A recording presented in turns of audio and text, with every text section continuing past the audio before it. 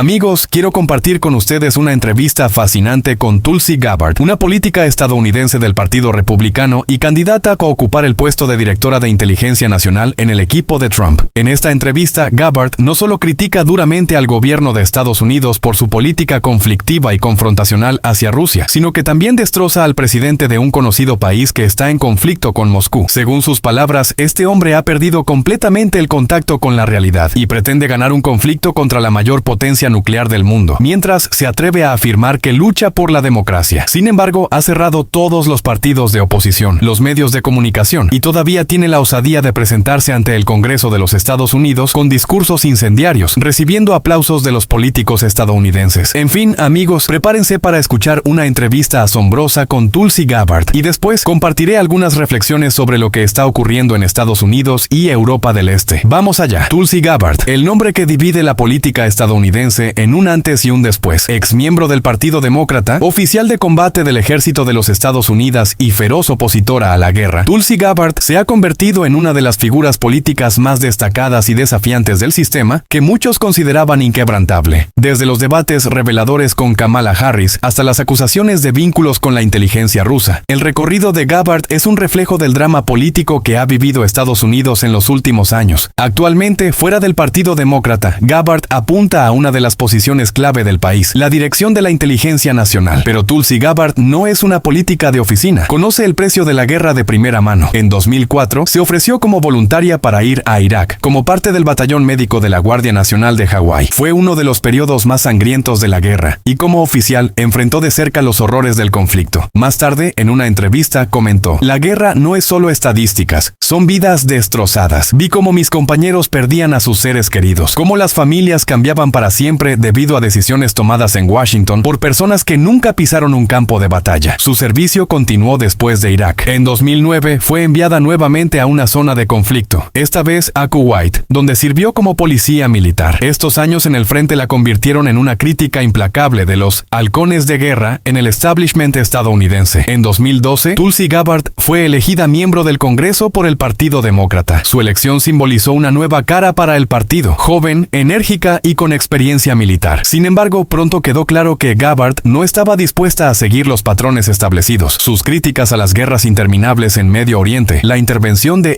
EU en asuntos de otros países y el complejo militar industrial generaron un profundo descontento entre la élite del partido. El clímax de su conflicto con el partido ocurrió en los debates de 2019, cuando literalmente destruyó a Kamala Harris, entonces favorita de los demócratas. Gabbard acusó a Harris de hipocresía y de usar sus facultades como fiscal para impulsar su carrera. Harris intentó desestimar las críticas, pero el público y los espectadores del debate dejaron claro quién había ganado ese enfrentamiento. A partir de entonces, Gabbard se convirtió en persona non grata. Cuando anunció su intención de postularse para la presidencia, la atacaron desde todos los flancos. NBC News publicó un artículo insinuando vínculos con Rusia, y Hillary Clinton declaró en un podcast: "Los rusos la están preparando. Es su favorita". Estas acusaciones eran completamente infundadas, como la propia Tulsi destacó en entrevistas. Es una táctica clásica de desacreditación. Cuando no tienen argumentos contra tu posición, recurren a ataques personales para destruir tu reputación. Gabbard dejó claro que ya no veía su futuro en el Partido Demócrata. En 2020, abandonó oficialmente el partido, acusándolo de corrupción, hipocresía y de haberse convertido en una herramienta de los globalistas. Desde entonces, su retórica se ha acercado a los republicanos, especialmente a los partidarios de Trump. Sus críticas a la administración de Joe Biden, sus ataques a la política de Kamala Harris y su denuncia de la OTAN como instrumento de expansión estadounidense la han convertido en una favorita de los votantes conservadores. Hoy, Gabbard es vista como una de las principales candidatas a dirigir la inteligencia nacional si Donald Trump regresa a la Casa Blanca. Su experiencia en el servicio militar y su capacidad para desafiar al establishment político la convierten en una candidata capaz de transformar los cimientos del sistema. El conflicto de Gabbard con el establishment de Washington no es solo una lucha política, es una guerra de ideas. Gabbard se ve a sí misma como una defensora del pueblo estadounidense frente a los oligarcas que se benefician de guerras y conflictos. Acusó a figuras como Hillary Clinton y Mitt Romney de intentar destruirla por sus posiciones. Siempre recurren a la misma táctica. Si no estás de acuerdo con ellos, te llaman traidor, instrumento de Rusia o enemigo de la democracia, afirmó Gabbard. Su carrera se ha convertido en un símbolo de cómo la política estadounidense destruye a quienes se niegan a seguir las reglas del juego. Pero los constantes ataques no han hecho más que fortalecer su posición entre quienes la ven como una defensora sombra de los verdaderos valores estadounidenses. Tulsi Gabbard es una figura que no encaja en los moldes habituales. Su biografía combina el heroísmo de una oficial militar, la firmeza de una política independiente y el coraje de desafiar al sistema más poderoso del mundo. Ya destruyó el mito de la invencibilidad de Kamala Harris y demostró que puede resistir bajo el fuego cruzado de críticas. Hoy, Gabbard está lista para nuevos desafíos. Si su nombramiento como directora de Inteligencia Nacional se convierte en realidad, marcará una nueva era en la política estadounidense. Una época en la que las voces contra los conflictos podrán resonar más fuerte que los tambores de guerra. En relación a esto, escuchen lo que dijo en una entrevista con el popular bloguero estadounidense Dave Rubin. Es realmente interesante y sus declaraciones no los dejarán indiferentes. Cita: una persona en guerra llega aquí y declara: no voy a comprometerme con alguien que tiene armas nucleares, y todos le aplauden. ¿Entienden lo que pasa cuando una persona con armas nucleares cree que está perdiendo? Es alarmante. En ese discurso hubo muchas cosas inquietantes, especialmente la reacción del Congreso, lleno de ovaciones y admiración. Al presidente de un país conocido lo celebraron como si fuera un héroe o una estrella de rock. Uno de los aspectos más preocupantes, además de lo ya mencionado, es cómo nuestros líderes, el anciano presidente, los demócratas y los republicanos en el Congreso, son responsables de decisiones que ponen a los estadounidenses y a nuestro país en peligro, escalando un conflicto con una potencia nuclear en Europa del Este. Estamos al borde de una catástrofe nuclear, sin un plan, sin inversiones en la protección de la población, como si todo estuviera garantizado. ¿Alguien ha invertido billones de dólares en construir refugios para cada estadounidense?